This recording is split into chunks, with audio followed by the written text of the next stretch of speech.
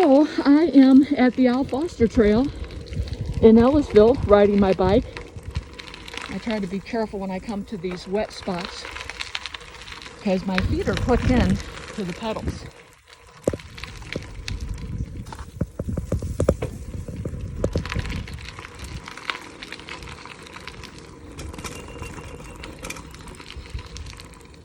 It's a nice morning, it's nice and cool.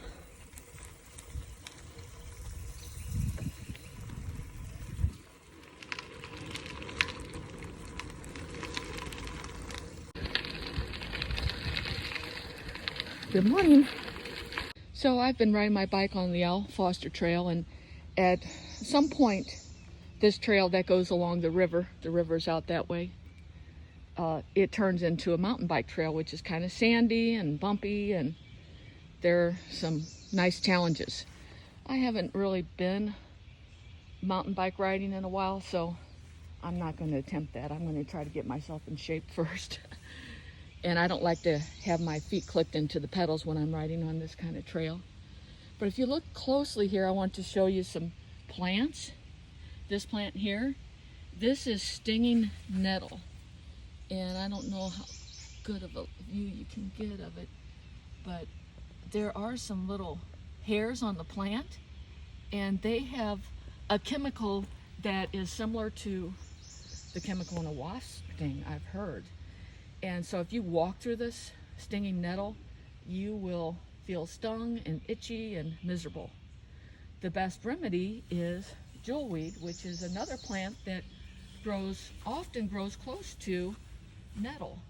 And if you squeeze the juice of that plant on the area that has been stinging, then that'll take the sting away. I don't see any jewelweed right now. But if you look around, you'll see there's some really huge, there's a cottonwood tree, some huge trees because we're by the river. So this is the land of the giants. So look what I see. A turtle. Let me stop. Looks like a slider. You never know when you're on a bike trail like this what you might see. I've seen squirrels and chipmunks, lots of interesting plants. It's not unusual to see snakes, especially when it gets warmer. And here's a beautiful wet slider. You can see if you can see him. This kind of turtle is not a snapper, doesn't bite. Hi there.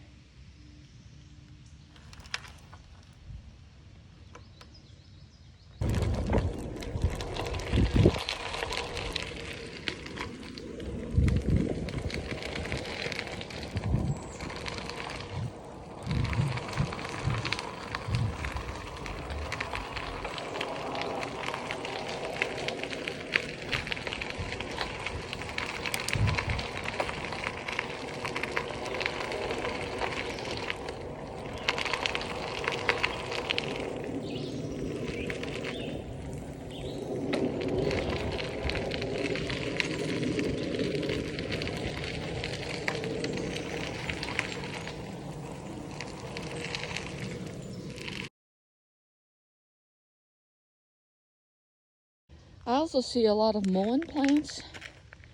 There are these plants that are kind of fuzzy. Let's see if I can get a close up.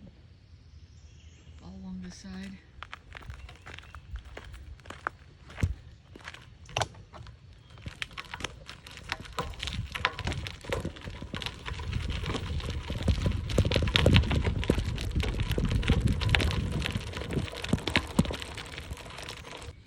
So I'll take you with me for a while on this ride.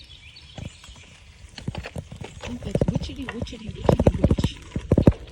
Forget what bird makes that call, but Jim will know. It might be a type of sparrow. So we're going under a bridge here. It's kind of bumpy here on the path.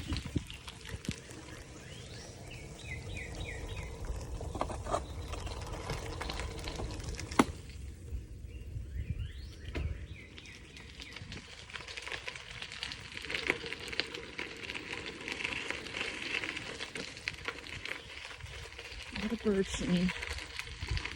I like listening to the birds while I'm riding in the mornings. Tree of Heaven. Vines. I smell some honeysuckle. See some sycamore and cottonwood trees. More invasive Tree of Heaven.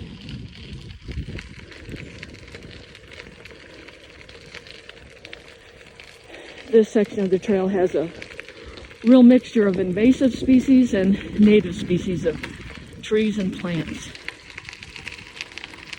So I do enjoy looking at nature along the way. I just passed a bird watcher and turned off the camera. I see some milkweed plants starting to grow here. Milkweed are good for monarch butterflies. This is leftover from a sand gravel dredging operation. Looks like rose bush there. So I did pass some cactus, prickly pear cactus. This is an area, the area that I'm riding through now is, it's not hot now. You might be able to tell that the sun is shining. It's still early morning and it's an unusually cool morning right now. But this is kind of, oh, there's some cactus over there.